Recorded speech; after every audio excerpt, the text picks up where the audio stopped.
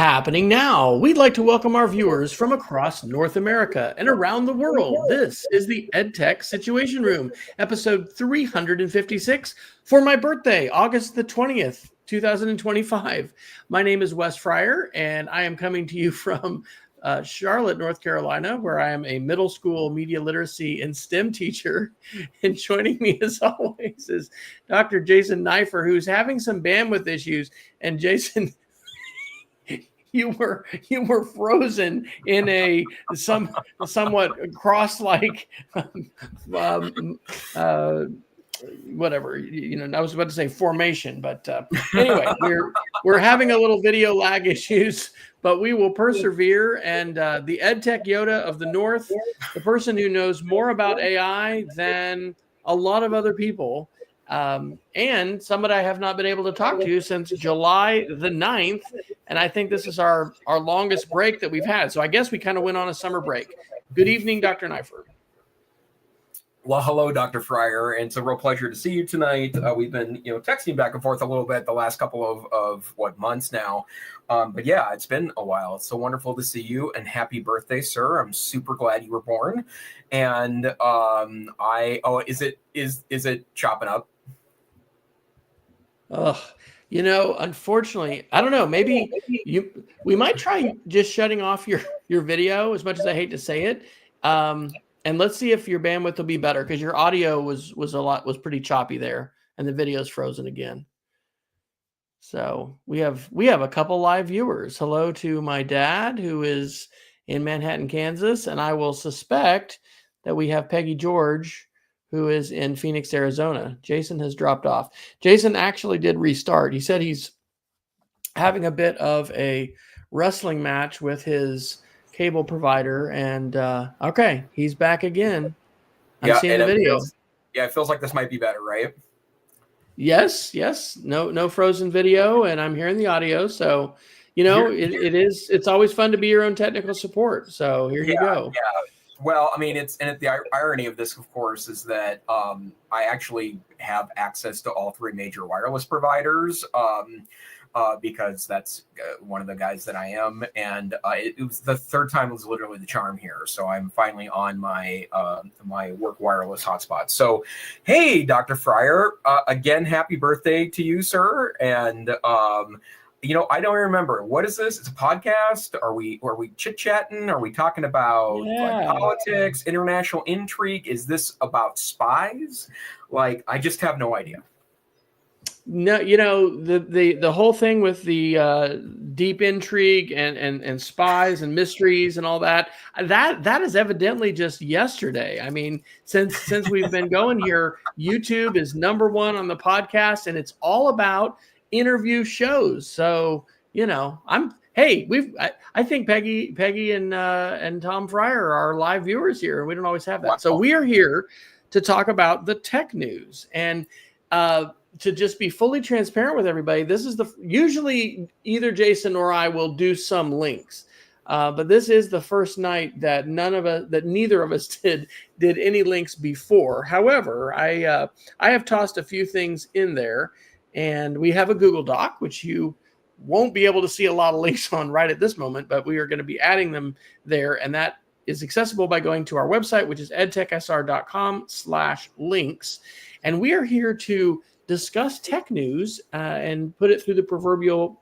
educational prism. But since it's been about a month and a half since we've done a show, we could also probably talk a little bit about the technology, EdTech, and AI related things, which we have done over the summer. Because I'm guessing, Dr. Neiffer, that you've done something with not just EdTech, but with AI over the past, 6 weeks. Yeah, I have, and it remains an extraordinary distraction to my daily life. And I guess I'll start off with, I announced this in July, but we are now up and running. The Montana Digital Academy Frontier Learning Lab is a thing now, and we actually hired a director for our lab this week. Her name is Caitlin Byers, and she is an amazing colleague.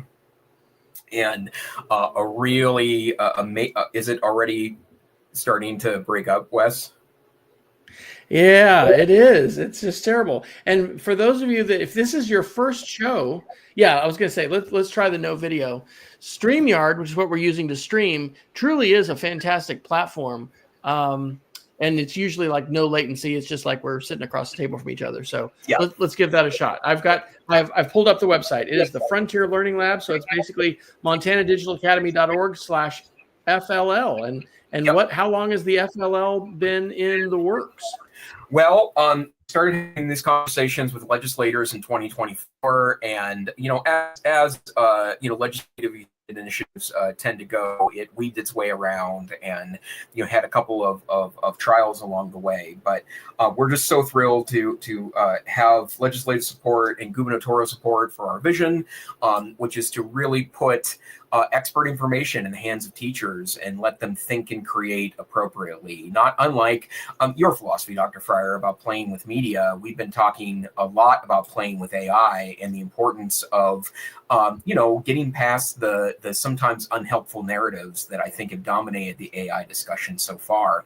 And in fact, one of the presentations I've given a couple of times recently as part of the lab, and I've been in 5 different cities across Montana in the last week talking about AI.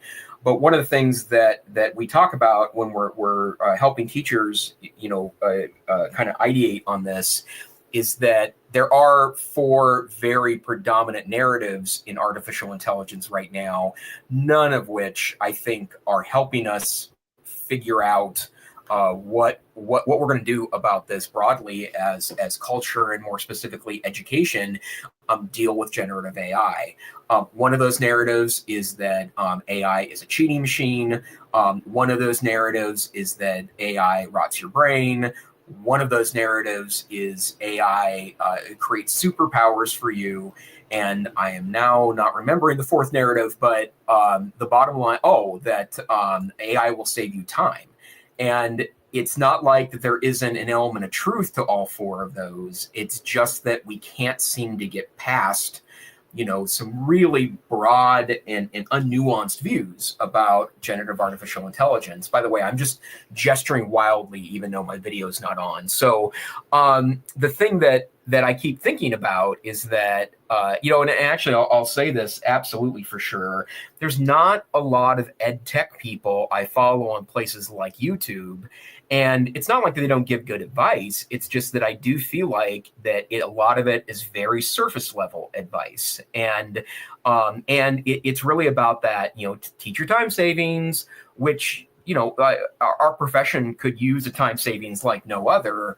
But I think if all we do is see this as, a time shortcut, I think we're really underestimating the extraordinary impact that this could have for us. And that's something that I just really want to be super thoughtful about, and do our best to make sure that we're headed in the right direction.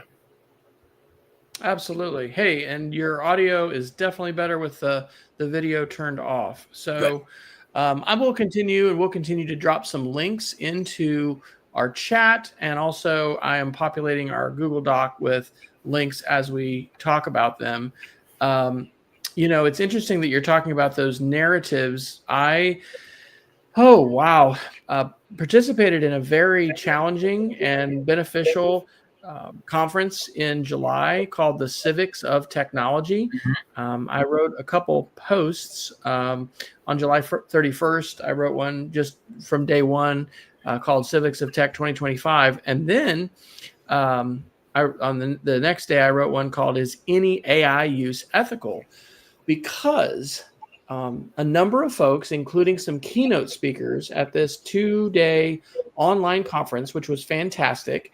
And you can find, in fact, not everything's archived from the conference, but civicsoftechnology.org is the website. And this is a media literacy group, but it's a group that through Dr. Dan Krutka, who's at the University of North Texas, and I worked with for years with ed camps in Oklahoma City, got to know him. Anyway, learned about this group. There were a sizable number of speakers and presenters at this conference that definitely were challenging everyone about the AI hype cycle and how hyped it all is. But the thing that was probably most challenging for me was the ways in which they talked about AI being used to really supplement not just the attention economy, but the surveillance economy, and a lot of negative things that are happening in government and society. And so they for the first time, I thought, should I give my students an option to opt out of an assignment that uses AI? And I'm not on that page that all use of AI is unethical and violates my morals and my values. But it is difficult to sort through the hype cycles, and as you said, these narratives that are in the public consciousness are not always helpful. And it's just so important to wrestle with, because I don't know about you, but this summer I continued to have numerous transformative experiences with AI that I could not have had without AI. One of the things I put on our doc to maybe brainstorm, I haven't written a blog post about this, is like the clear good uses of AI. There's some things that I can tell you that are just like, okay, it does it so well, it's so good. But we actually did not have anyone mention artificial intelligence at all during our professional development days getting ready for school this year, which was quite surprising to me. We have existing guidelines, we have an existing license with Flint AI. And I am not saying this to, I'm not saying this to be really negative about my current situation. I love my job. I love my school. I'm so happy to be teaching. But I do think that this school year is perhaps one of the most challenging we've ever faced as educators, because of artificial intelligence and those capabilities that are at the fingertips of everyone, including our students. And so I'm thankful to have a chance to talk about this and process this, because as it has been for 355 previous episodes, this is always a good chance to not just talk about the tech news, but just process the very rapid changes we're experiencing and try to make some sense of them. Well, and I just saw who the keynotes were for Civics of Technology, so I don't, I'm not surprised that there was some anti-AI stuff from those folks. But I mean, it is true that I am sure I have less of an issue with AI ethically than some of the speakers at that conference. But I think it's more complicated than that, from the standpoint of I think that students have bought into it, right? For whatever reason, they've bought into it.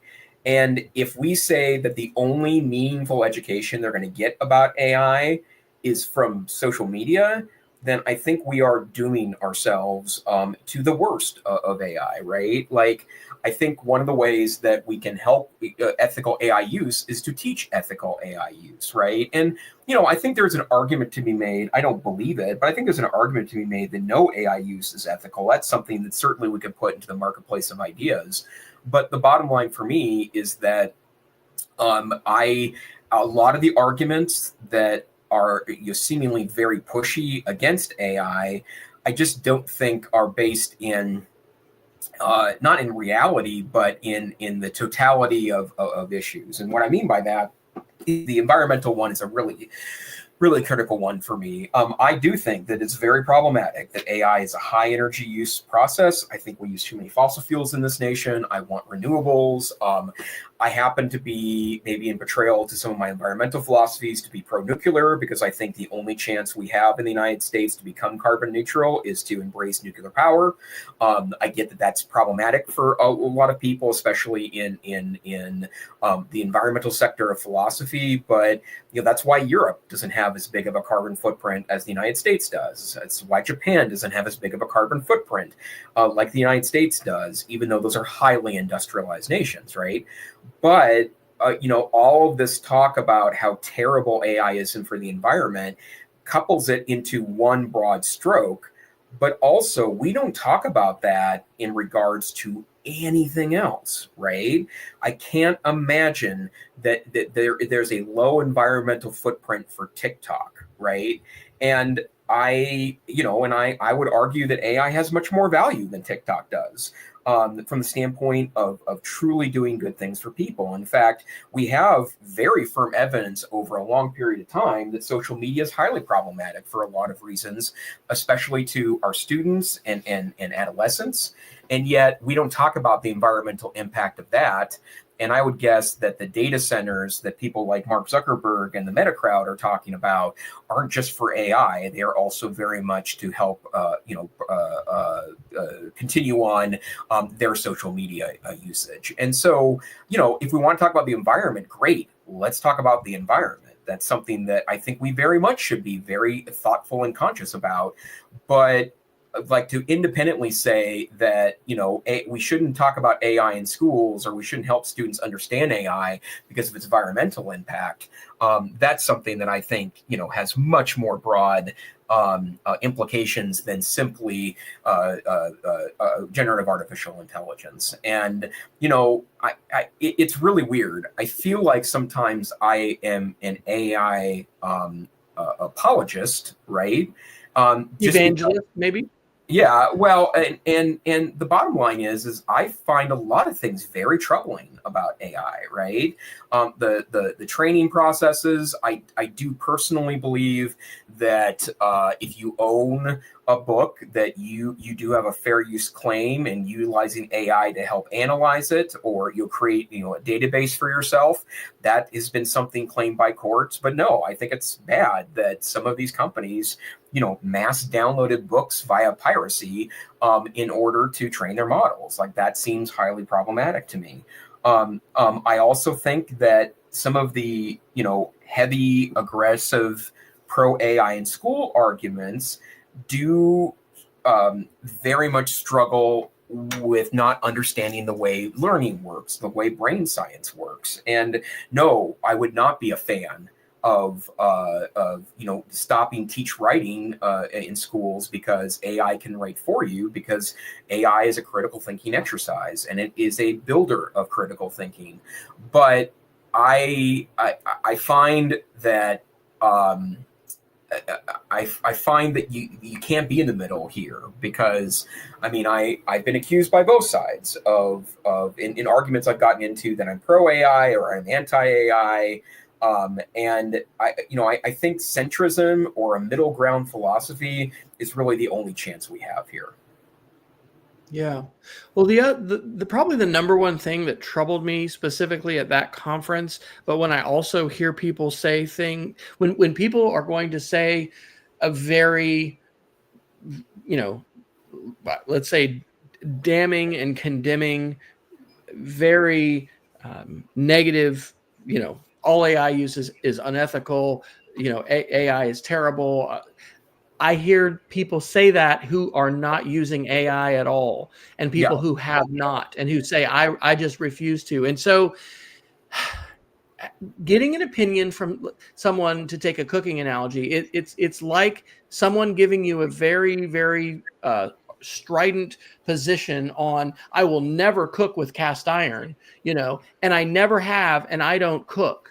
That just doesn't that doesn't strike me as an authority that I should be listening to on this topic. And so we've got, a lot of really, really smart people who have a lot of capabilities in a lot of areas. But this gets back to the playing with media, playing with AI, which, by the way, we should still write that book together. If you are not using these tools, it's not possible, I think, to have a very informed position about it. You can read what others say, you can read about it, but experientially, I don't know if I can pull out a John Dewey card here on education, but like, education is experience. I think it's essential for us as adults, as educators, as citizens, all these different hats we have, to utilize these AI tools, not to just jump on the hype bandwagon and say, wow, I really think, Silicon Valley tech bros need more money. I'm not saying that, but I have personally experienced multiple times, and I can tell you lots of stories of, the transformative power of these tools that have helped me do things on my computer and in my life and in my kitchen, but especially on my computer, that there is no way that I would have done without them. And so, yeah, I am glad to have my thinking challenged. And I certainly want to be critically interrogating, media messages, hype cycles. But to me, it's incumbent upon us as educators to be literate in the mediums and the platforms of our times. And that's part of the reason why I'm also still an advocate for teachers using social media. And I just don't think we can have, it might be like, Socrates, trying to educate, a book literate society. If you are only an oral communicator, I mean, that has value, and you can do a lot, but society itself has changed and continues to change, and AI is a big driver of change today. So, I've wrote some blog posts about this. I reflected upon this, and I was glad to participate in the conference, but I'm not on that page, and I think that I just think that we also need to have more conversations about it. Are you going to have another play date, Dr. Neifer? We're going to run play dates across the state, actually. And so we're actually negotiating that out now. We plan to have at least 2 in Missoula, but,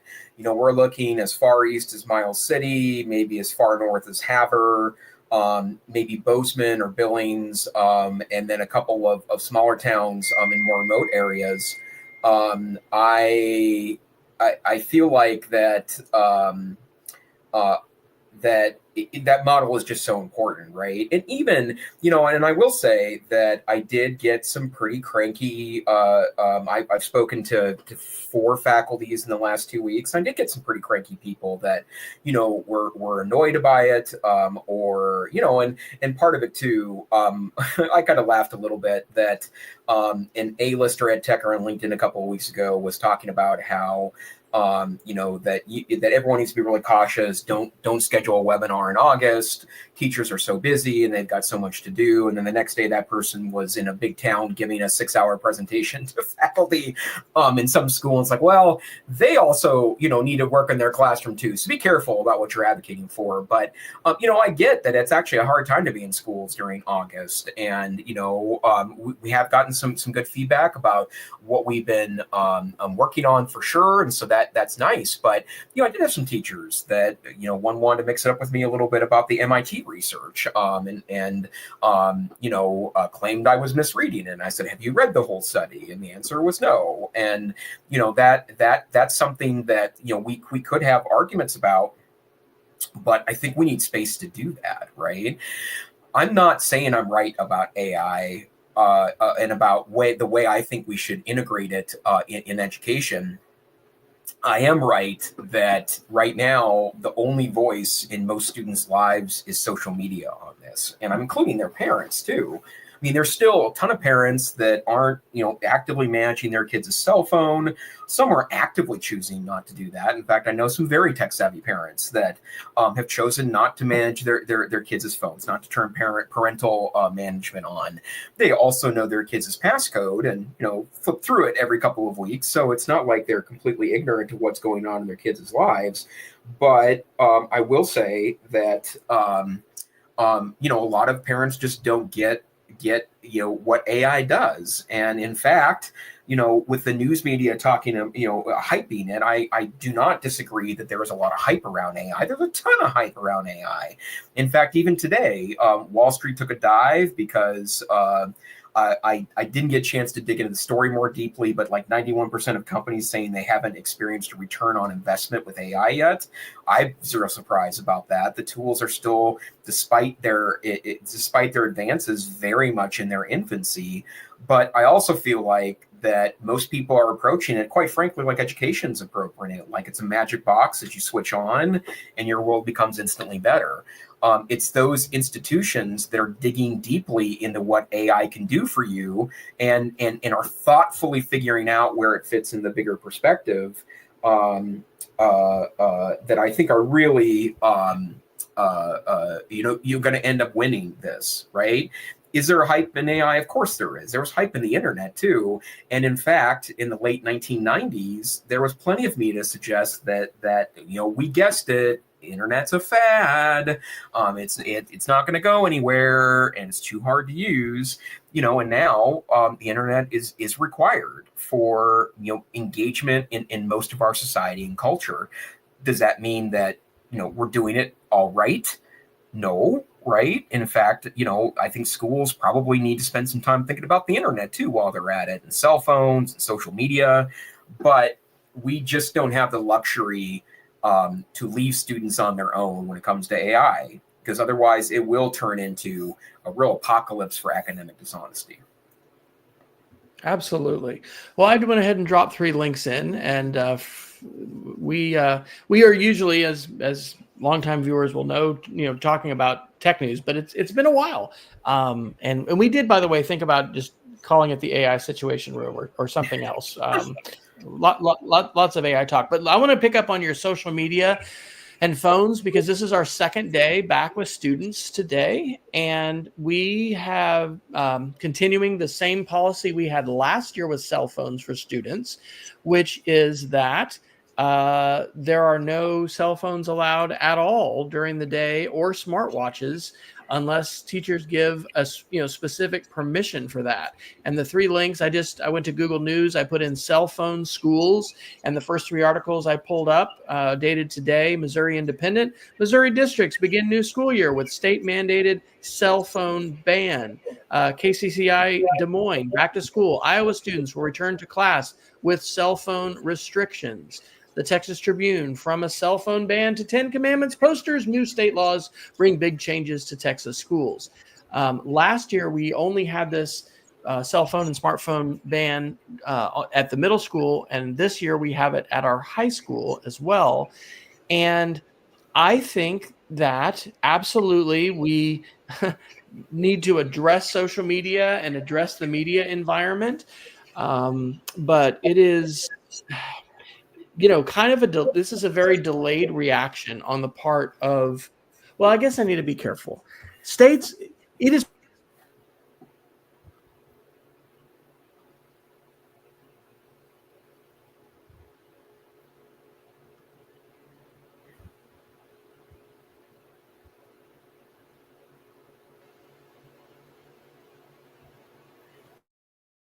Am I back? Can you hear me, Jason? We're not having a great night for technology here tonight, folks. In the hopes that I am still broadcasting, which I think I might, I'm going to keep talking. Are you back, Jason? Hi, Dr. Fryer. Did I drop out? I dropped out, I thought. All right. Well, we are wrestling with the technology. Who knows? Maybe I guess we're rustier at this than we thought. Well, yeah, it's just the things that we rely on. Anyway, I mean, schools have been wrestling with cell phones for a long time, and it's not like suddenly, administrators and teachers have never done anything about cell phones, and we needed the legislatures to all come rescue us. But there definitely is a greater awareness of the harms of cell phones and social media, and the need to address that within classrooms in K-12 schools. And I'm very excited to know that your Frontier Learning Lab is moving forward, Jason, that you're doing AI playdates, and you're wanting to serve and you are serving as a catalyst for conversations and experiences too that educators can have. Personally, I am really wanting to get an ed camp going here in Charlotte. They've had some in our area before. Ed camp is kind of a fad, it seems like, that sort of passed away, but it's such a great model for learning. And I don't know whether the ed camp will be, AI focused. I think that would probably be pretty smart. I've been talking to some folks about, AI play dates, but I mean, we just have to find ways to grapple with this and then find ways that we can move forward. Today, I had a room full of 8th graders for study hall, and we were talking a little bit about study skills. I did a quick little Google form that all 18 of them responded, And, I just grabbed the data, went into ChatGPT, and very quickly, obtained summary statements about the kinds of open-ended answers that the students had given. It's transformative. The power is, I guess, we've got the same players in EdTech that have been wanting to, do computer-aided instruction and just gain subscriptions and money and all those kinds of things. I mean, we've got a lot of dynamics that are happening that have been happening for a long time. We have surveillance, that is happening. We have that happening in schools and governments and all of these kinds of things. I think it's one of the most exciting years and semesters to teach because of AI and where we are with these tools. And it's very challenging. It's challenging when we think about assignments and activities and what we're having students do. So I'm glad that up in Montana you all have this going. Are there any other states doing a similar learning lab? And do you know of other play dates that are happening and that same kind of model? I don't know about any other play dates, which is funny to me because I feel like that, you and I certainly aren't the only fanboys of that. And Jeannie Majira, who is now at Google, was one of the founders of that. In fact, I think she's the one when I emailed a year ago asking for permission to use the name in the model, said, please, please, please, please do. But I do know that North Dakota has an effort like this. My understanding is that Idaho has an effort like this. I do think there's an office in the state superintendent of Utah that's been working on this. In fact, we've been working. They've been working on some statewide buying consortiums to help out with this. And in fact, we modeled some of ours after theirs. And I think there are other states that are doing this. And I also know, because we have kind of a foot in higher ed too, that there's a lot of things like humane AI centers that are being proposed and rolled out too. But I do think that, it is about AI a little bit, but we're also going to be working on AR, XR technology too, specifically to engage middle schools in CTE and STEM. We also might look at other technologies as they evolve for the classroom, but it is about AI right now. But I do think that we need to be very, very, very we need to be very thoughtful about all technologies and also the way we help teachers learn technology. I speak a lot about that we can't repeat the mistakes of the past. And I think one of the great mistakes of the past is that we didn't take the internet seriously enough, and also didn't think about the ways our teaching and learning practices and how obligated we are to help students navigate the technology that exists in front of them. And, the evidence we have for that is the dozens of states that are trying to ban cell phones outright.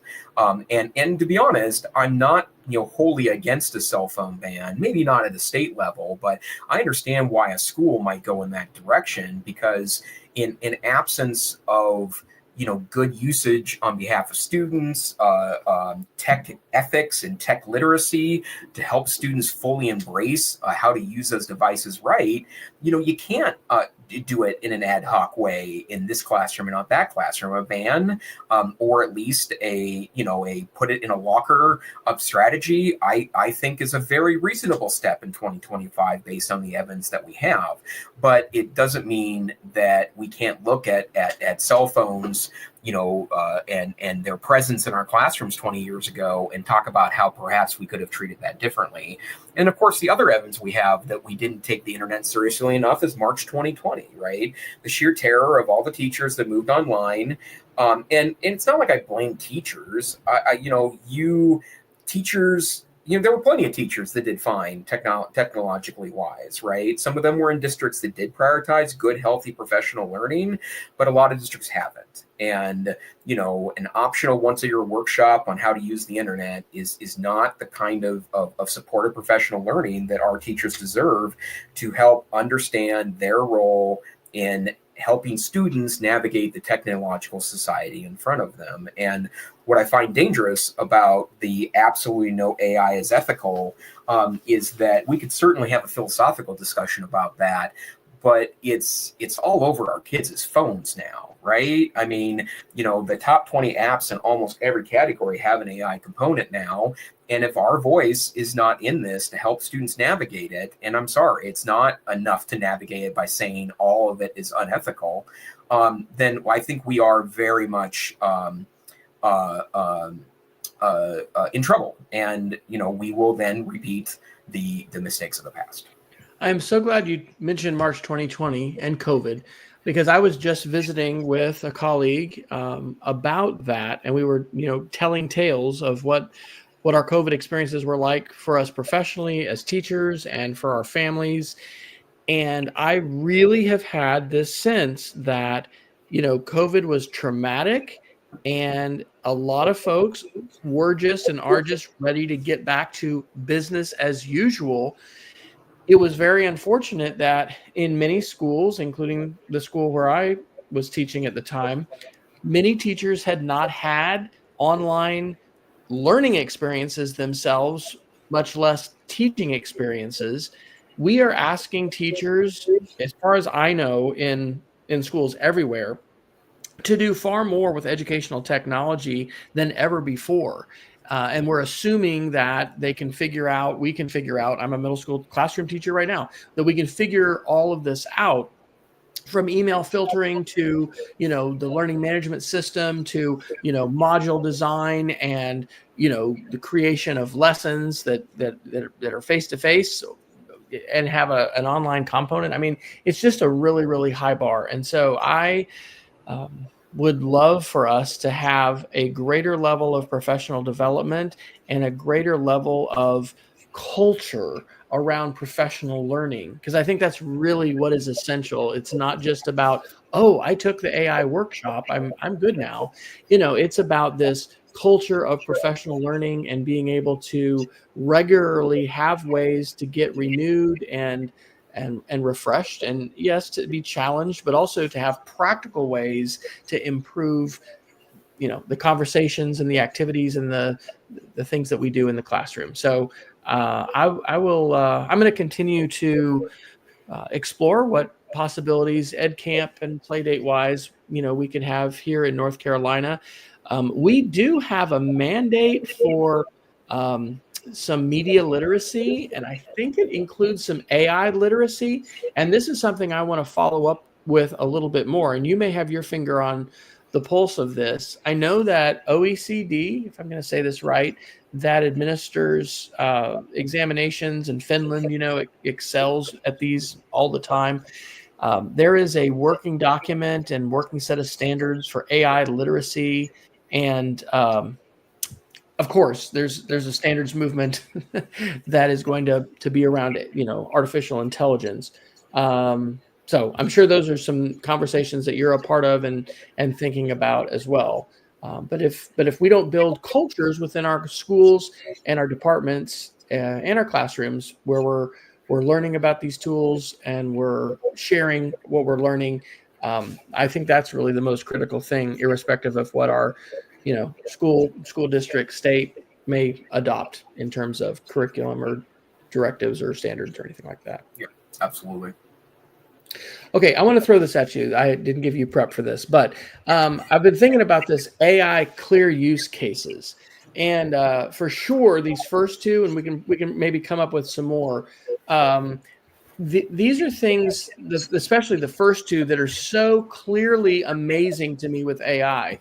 The first one is alt text. So I teach web design, and I also just teach my computer applications middle schoolers how to make basic web pages and Google Sites. And particularly in web design, and I was, at a public university, Texas Tech, for 5 years as the director of distance learning in the College of Education. We were required by law, and Jason knows this well, as a public educator and distance learning guru, to make our materials accessible. And it's a small thing, technically, to put alternative text in with images, but that is something that you're required to do in public organizations, public educational organizations in the United States. And so I have been using ChatGPT primarily for a whole range of things, but it is now so easy and fast. And I usually will say, alt text for this image, please, in 4 to 5 sentences or something like that. But when I am sharing things on social media, I've noticed that I think in the web version of Facebook, it is now auto creating alt text. I don't think it's doing that on my phone. And there's one app that I use for Mastodon, which is called Ice Cube or Ice Cubes. And when I put a picture in, it has a tap button where I can click, get description, and it will create the alt text. I'm usually getting it from ChatGPT and copying it over, but it is important to do. It is the law to do that in different contexts. And to me, any alt text is going to be better than no alt text. And what we're talking about here, if I didn't make that clear, is for folks with visual impairments who are using a screen reader and accessing the internet, having a textual description of an image allows them to get information when they wouldn't be able to get that or to get that very well by just having the image.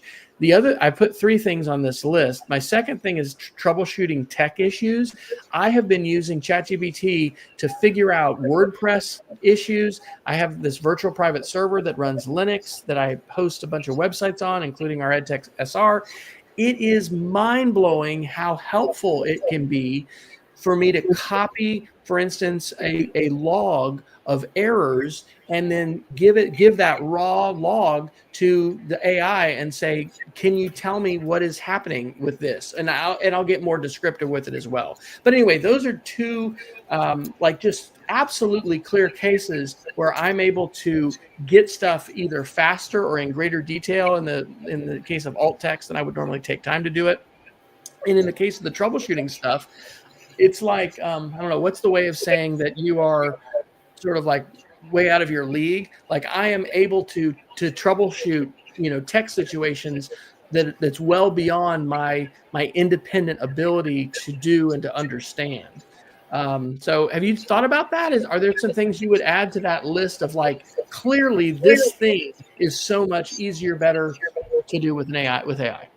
Yeah. Well, first of all, your example of alt text is really, really, really important, and it's the right thing to put alt text into images, but also it's legally required, and they're cranking up the standard for this. The WCAG standards, which have had a new release recently that I believe is going to be, there's different levels to be enforced over the next couple of years. I feel like we as an institution, we're doing a pretty good job at it, but one of our most detail-oriented employees went through training this year on this, and found out that we still had a lot of work to do. So we've been taking our obligation there very seriously, but alt text is also not as much of a science as I want it to be. In fact, there's a little bit of art in it, and unfortunately, there is no one rule to how in depth alt text should be. And also, just because you are the person writing alt text doesn't also mean that you are a writer, right? Or that you can add the kind of descriptive text there that's necessary. A lot of times people doing alt text are web designers and not necessarily content creators, right? But I think that is a wonderful example. And in fact, I do use a tool on ChatGPT called She Knows Alt Text. It's a custom GPT. It's such an important part of what I do that I've turned it into a little web app that is sitting in my bookmark or my app bar on my Mac.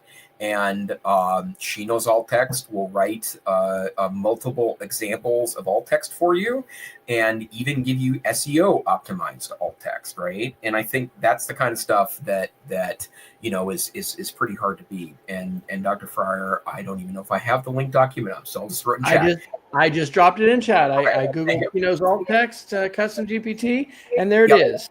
Yep, really, really great. But let's stay on just that one for a moment, because I think there's a lot of categories of this. But what AI is going to do with a lot of different individuals with disabilities, I think is really quite extraordinary. You mentioned screen readers, and The screen readers, it certainly as a technology has come a long way, and I think there's been a lot of efforts everywhere to make sure the websites are screen readable. But the bottom line is that there still is a huge deficit for those with visual impairments. And imagine for a moment if instead of having to rely on someone else to do that for you, we empower those web users to be able to utilize an AI model that can analyze a web page and give you a clearer vision of it through alternative text that's generated on the fly that maybe is in the style that you like, or is more minimalistic if that's the way you prefer to get your alt text when it's being read to you as part of a screen reader. But I also think that it's it is very interesting to think about. There used to be and I think there still is a service where people would volunteer to do things like read labels for you on a phone app. Well, as it turns out, you can just do that with AI now, right? In fact, if you haven't tried using the vision part of ChatGPT, which is something that I think is both pretty extraordinary and kind of mind-blowing. But if you have I think it may even be on the free account now, but for sure, if you've got a pro account, one of the things you can do is, wait a second, did it disappear? Oh no. Just take a picture of something and ask it to interact with it. No, you can do live video. Or at least you used to be able to do live video. From a privacy standpoint, I haven't done that yet. Gemini supports that, and ChatGPT Pro does. Yeah, ChatGPT used to at one point. And no, I need to turn voice on. So, hey, ChatGPT, hold on one second. Sure, no worries. Okay, so I'm now pointing. Hey, what can you see on the screen, Chat? I see that you've got a screen with what looks like a video call interface open, and there's a camera feed of someone wearing a colorful shirt. It looks like you're in some sort of meeting or recording setup. Let me know what you need help with. Yeah, that's Dr. Wes Fryer, my podcast partner. Oh, that's awesome. It's cool to put a face to the name. If there's anything specific you're trying to adjust or you need any help with your setup, just let me know. Okay, I'm going to zoom out a little bit here. Tell me about my desk. All right, so I can see your desk set up now. You've got your keyboard and trackpad in front, and I see your Mac Mini on the side. I also noticed a couple of mugs and a water bottle, so it looks like you've got everything you need within reach. It's a pretty cozy and efficient setup. A little messy though, right?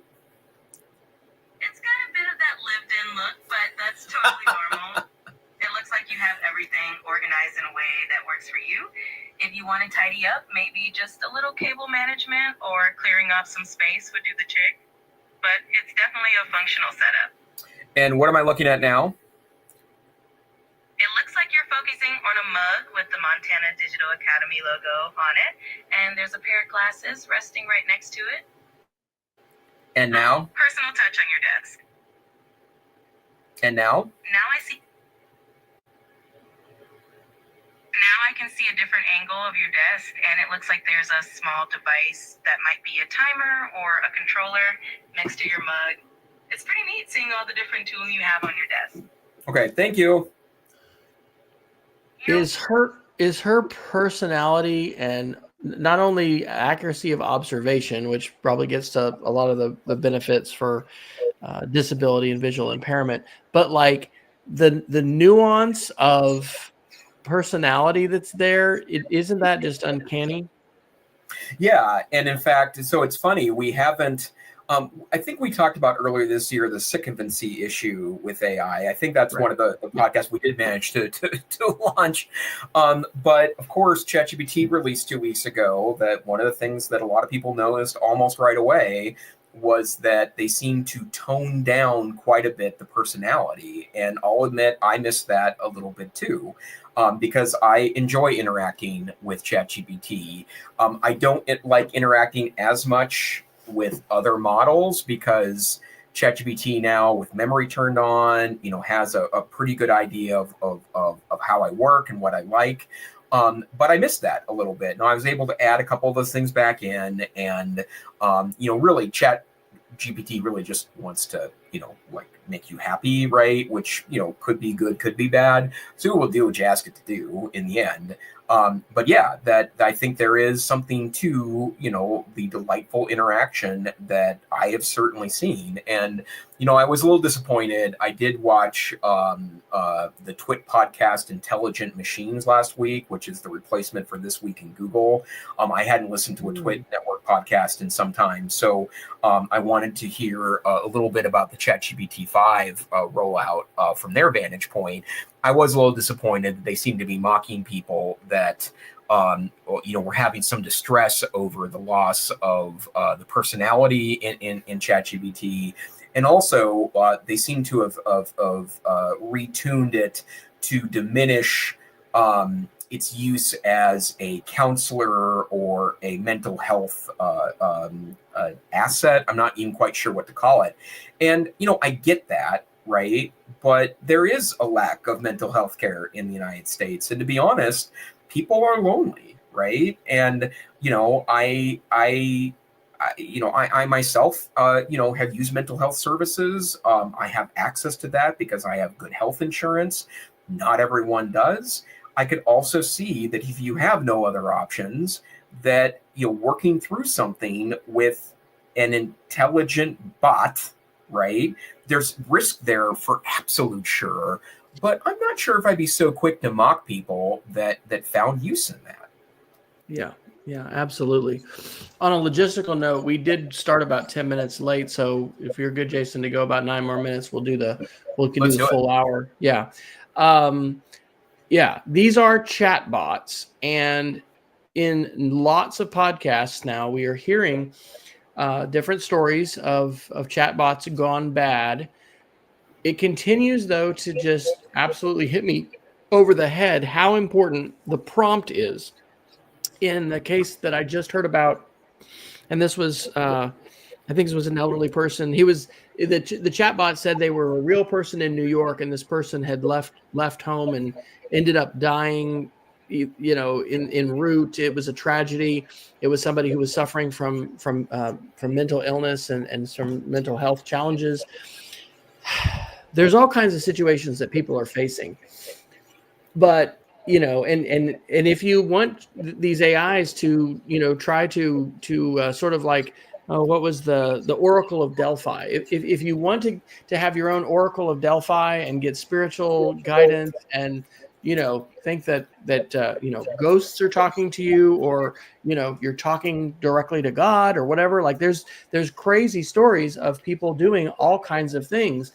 The prompt is essential, and what you're asking, and if you're asking for, to use a framework, or, that this is where if you're using a custom GPT or some kind of a model that's been trained with a particular perspective, it can make a tremendous, huge difference. And the positive abilities of these tools to not only summarize, but also more extensively brainstorm, offer options, is stunning. To tell a quick story just from last night, my wife has wanted to use Canva this year instead of Apple Photos and some other ways to basically make a thumbnail set of pictures from her class of students. And so she had struggled with this a little bit. And so anyway, I was able to help her, but the way in which the prompt is formulated and crafted has everything to do with the result that you get from the chatbot. And we were able to learn pretty quickly how to do different things, fix this, and we got it. What had been a struggle of several hours, we were able to do together and get that thing accomplished. Again, I think experience is essential. Look, the news media has always found outliers and things that are at the extremes and then brought those to our attention. And one of our mistakes can be generalizing based upon those. Social media just tends to do that too, right? If we just listen to and watch and read social media, we might really think we live in a terrible place.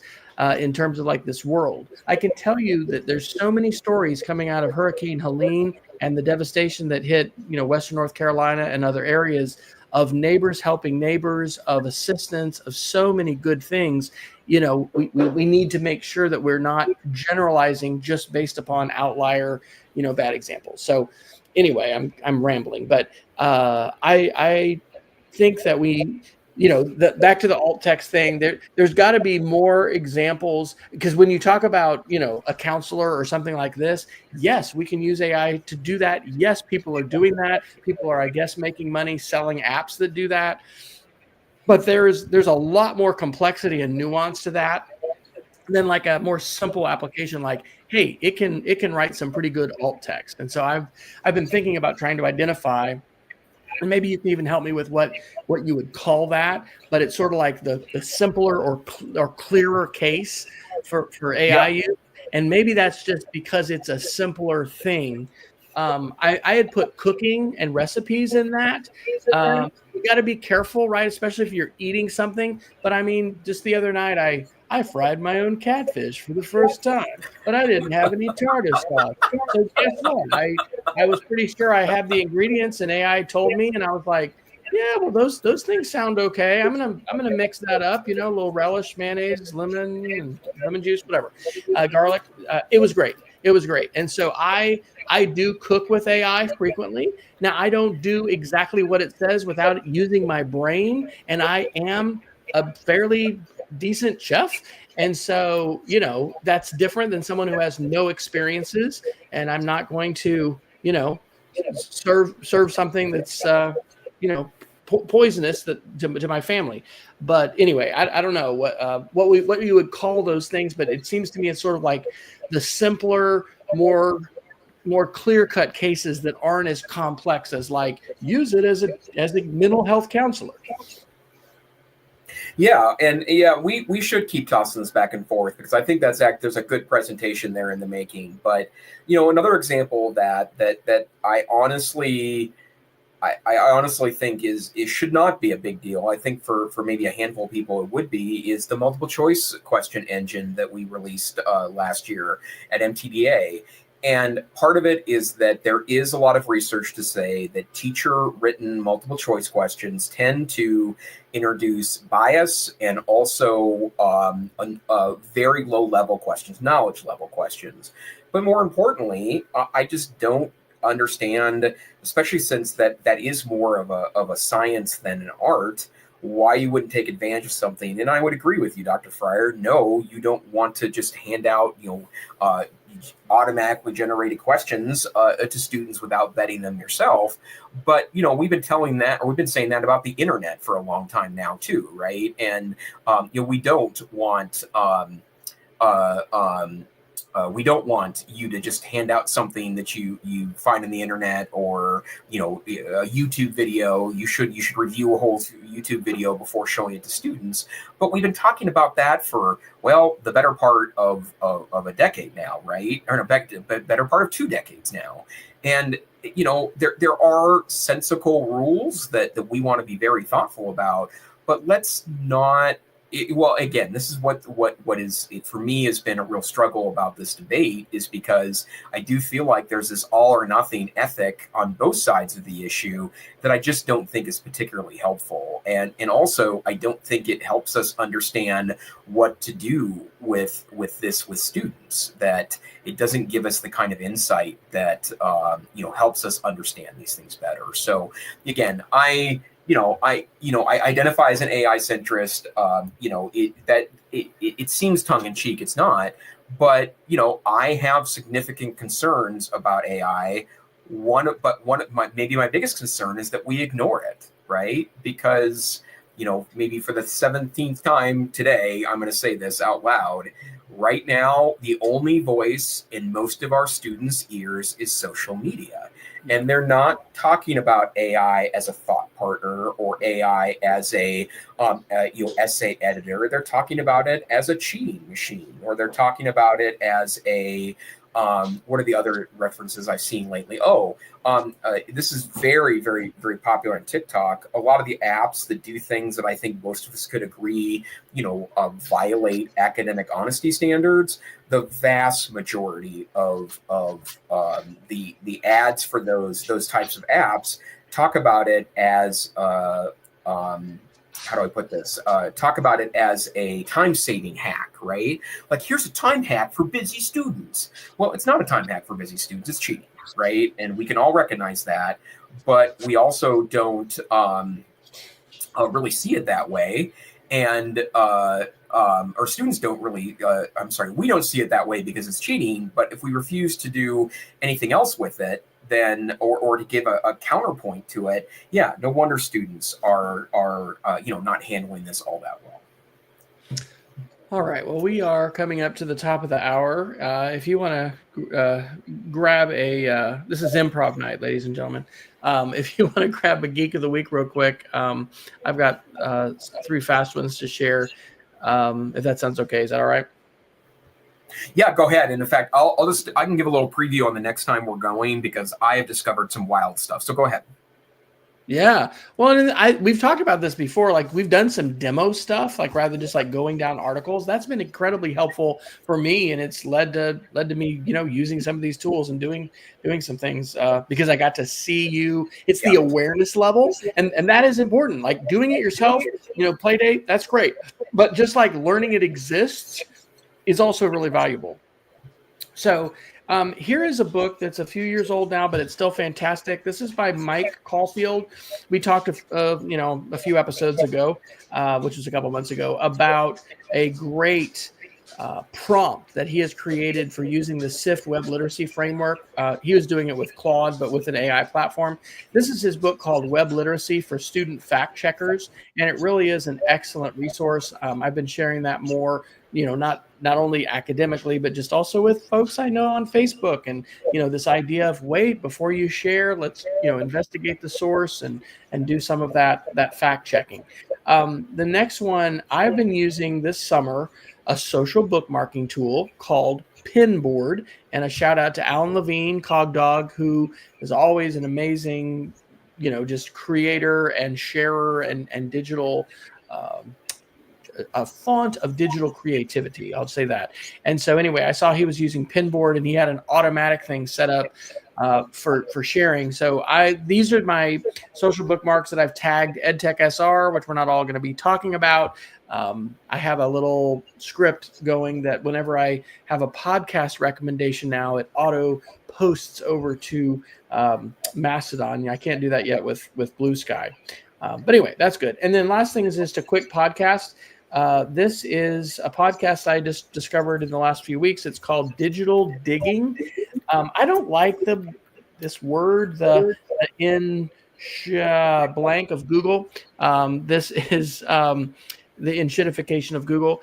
I wish there was a better way to say that, but that is that is in the lexicon now of talking about how Google, and I experienced it tonight with my Google Assistant and speaker, which is evidently just going to keep on getting worse.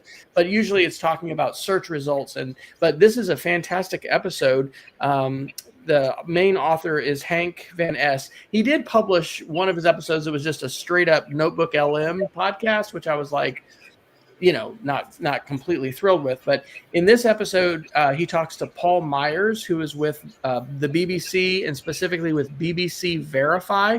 And there's some really good tricks that they talk about in terms of using Google and using it to fact check. And so I learned a lot there, and it's a great podcast. And I think sharing good podcasts is another wonderful thing that we can do to help each other continue to learn. Well, what I wanted to share, the broad experimentation that I've been engaged in the last 5 or 6 weeks is something called MCP, or Model Context Protocol.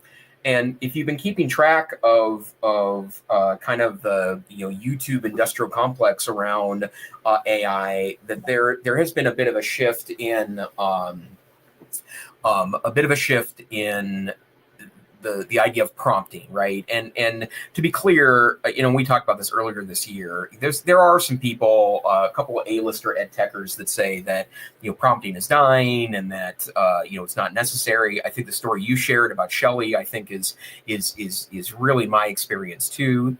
That prompting does matter in getting better outcomes, and in fact, a lot of people that think that AI isn't very useful a lot of times are using your poor prompting technique and not bringing their A game to that process. But Model Context Protocol is an open source idea that was developed by Anthropic, the makers of Claude.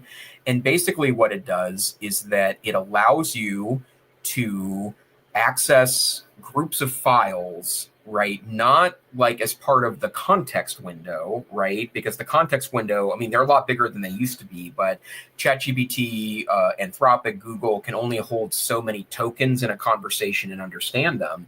What MCP does is that it gives access to your file system or a server, and it will go in and not only be able to read documents that are in your MCP server, but it can also write to those documents directly. So I told you earlier this year, Wes, that I had moved to Obsidian for my note management, and not Notion, but Obsidian. But Obsidian, yeah, and the reason why is because it's free to start with, but also it's a little more hacky, to be honest, in a way that I actually enjoy. Well, about 6 weeks ago, I kind of went on an AI rabbit hole, and I set up an MCP server inside of Obsidian so that Claude could read and write to my Obsidian. And I set up a virtual assistant. I call it Astro. Astro is gets in, reads its own instructions inside of my Obsidian, right? And then is able to do things like read my calendar and take notes for me and tell me what's on my to-do list. But it's also self-improving so that if we need new functionality, it can go in and modify its own instructions so that next time it does it better. Now, I have to say I'm already on version 4 of it, and version 3 broke completely last week and started deleting rogue things. So I am backing up every hour now for exactly that reason. But the bottom line is that today is the first day that I got an MCP server with Google Docs working with Claude. And now it can go in and modify Google Docs. And so I can do things like keep track of data in a Google spreadsheet via this. The sample I used earlier today was please take the Gettysburg Address and put it in a Google document for me, please. And it created a Google Doc with Gettysburg Address in it. And it also allowed me to voice send an email. So one of my colleagues at work, her name is Kylie, and I was talking to her about it today. And so I used my voice to say, Claude, do me a favor, send an email to Kylie, CC it to me, and say that I wrote this with Claude. And so it created a draft of it. I approved it. It sent the email to Kylie from my personal Gmail account, which is now hooked up as an MPC server. Now, it broke about 20 minutes after that, but that tells you what's to come, right? And I do think that I don't think that the productivity gains should be the only thing that we're going after, but there will be some productivity gains from this stuff. And, and I think that's really great. And also too, Wes, when you talk about, I think, no debate uses of AI, what this can do for people that can't type or are very slow at typing or, prefer to use their voice. We've had voice typing for a long time and it's been, okay, but a little limited. The fact that you can use that to take actions now with a smart piece, I think is really great. So. Absolutely. Well, last note, you talked about the Home Assistant, and I am on the edge of my first Zigbee devices and the smart home custom Raspberry Pi. I've actually got 2 Raspberry Pis now, but the one that I got is off the shelf. I'll talk more about that next time. But working towards a resilient, not relying on the cloud or even maybe the power grid for my smart home network. So thank you to Dr. Neifer and his Geek of the Week many months ago that has continued to inspire me. So where can people find you when you are not, you're sort of like the Eye of Sauron a little bit here in the show. So Well, I'm training in AI, Wes. I'm just going to retire, and at some point, and this will be, future Dr. Knifer, right? Just a vibing bulb of Jason. Knowledge and creativity. Yeah. So AIcentrist.com, and actually the only social network I'm really active on anymore is LinkedIn. How about yourself? All right. And I am at westfryer.com. I did get my website updated, so I've got some graphical icons and a little bit less text, and I'm still active on a variety of different platforms, especially enjoying Blue Sky, but, LinkedIn, Mastodon, a few other places as well. So this has been the EdTech Situation Room. We are very thankful not only to be here, but that several of you have chosen to be with us live. We would love it if you would share us. We do have a website, edtechsr.com, that is still a few episodes behind, but you can always see the most recent episodes by going to our YouTube channel, which is youtube.com/the @ EdTechSR.